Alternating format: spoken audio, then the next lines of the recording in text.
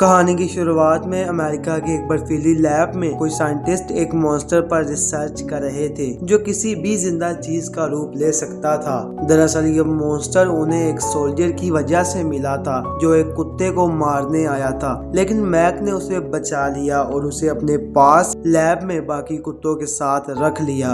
अगली रात मैक के एक साथी क्लर्क ने देखा कि वो कुत्ता इन्फेक्टेड हो गया है, तो क्लर्क ने बाकी सभी को बुलाया। सबने आते ही मॉन्स्टर पर गोलियों की बारिश कर दी, लेकिन उनमें से नॉल्स ने मॉन्स्टर को आग वाली मशीन से जला दिया।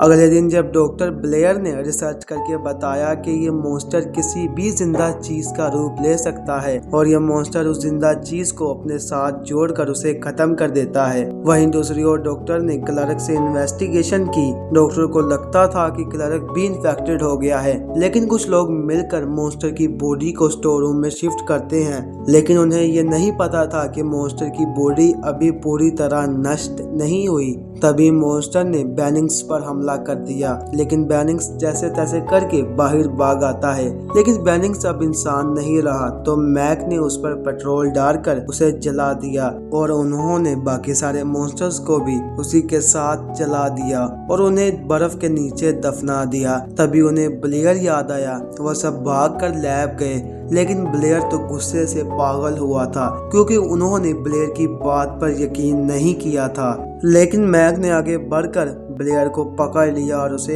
एक अलग बंकर में कैद कर दिया। बाहर आकर मैक के दिमाग में ख्याल आया कि अगर अब भी कोई मॉन्स्टर हमारे बीच है तो हम उसे पहचानेंगे कैसे। तभी डॉक्टर जॉर्ज ने कहा, हमारे इंसान का एक खून का नमूना लेंगे और उसे मॉन्स्टर के खून के साथ मिलाएंगे। अगर रिएक्शन हुआ तो वो इंसान मॉन्स्टर होगा। लेकिन जब डॉक्टर ने ब्लड टेस्ट के बाद मशीन खोली तो किसी ने पहले से ही सारा खून बहा दिया था, तो मैक ने उस खून को जला दिया और मैक ने गैरी, बेनिंग्स और क्लर्क पे शक किया और उन्हें बेहोशी का इंजेक्शन लगाकर बेहोश कर दिया। अगली रात मैक और कुछ और लोग उनके एक साथी फोकस को ढूंढने के लिए बाहर गए। मैक ने बंकर के बाहर से ब्लेयर से पूछा, क्या तुमने फोकस को देखा है? तो ब्लेयर ने कहा, वो फोकस नहीं है, वो भी इन्फेक्टेड हो गया है। तो मैक ने विश्वास नहीं किया और चला गया। लेकिन ढूंढते ढूंढते उसे फोकस का चश्मा और जैकेट मिली, लेकिन फोकस पहले ही खुद को जला चुका था। वहीं दूसरी ओर सब लैब में मैक के वापस आने का इंतजार कर रहे थे, लेकिन तभी डॉर्ज आया और उसने बताया मैक भी इन्फेक्टेड हो गया है। उन्होंने उस पर यकीन कर लिया और मैक को अंदर नहीं आने दिया, लेकिन मैक पीछे की खिड़की से अंदर आ गया। वो सबको धमकाने लगा कि मैं बॉम्ब से उड़ा दूंगा अगर किसी ने मुझे हाथ भी लगाया। तभी पीछे से विंडोज ने मैक को पकड़ लिया, लेकिन मैक ने उसे धक्का दे दिया और फिर उसके बाद एक सच सामने आया। विंडोज को सांस नहीं आ रही थी, पर जब डॉक्टर ने सांस लाने की कोशिश की तो विंडोज का असली रूप सामने आ गया। वो भी इन्फेक्टेड हो चुका था और वह डॉक्टर भी इन्फेक्टेड हो गया। तब मैक ने उस मॉन्स्टर को जला दिया और जो बचकर भाग रहा था उसे भी जला दिया। लेकिन मैक ने ब्लड टेस्ट दोबारा करने का सोचा और सबको बांध दिया। मैक ने पहले सबका ब्लड इकट्ठा किया।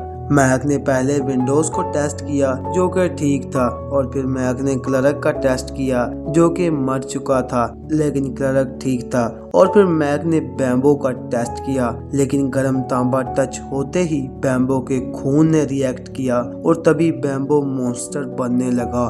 विंडोज ने उसे जलाने की कोशिश की, लेकिन मॉन्स्टर ने उसे भी पकड़ लिया। तभी मैक ने दोनों मॉन्स्टर्स को जला दिया और एक को बॉम्ब से उड़ा दिया। और फिर अंदर जाकर मैक ने चाइल्ड से कहा, अब वक्त आ गया है, तुम तैयार रहो, तब तक मैं बाहर जाकर ब्लेयर को देख के आता हूँ। तभी वो सब ब्लेयर के बंकर में पहुंचते हैं। वहां पर उन्हें जमीन के नीचे कुछ दबा हुआ लगता है और टाइल्स हटाते हैं तो उन्हें एक सुरंग मिलती है। वो सब जब नीचे जाते हैं तो उन्हें एक सबमरीन दिखाई देती है जो कि बर्फ से जमी हुई थी। वो सब चिल्लाकर पूछते हैं, ब्लेयर क्या तुम यहाँ पर हो? लेकिन कोई जवाब नहीं मिलता।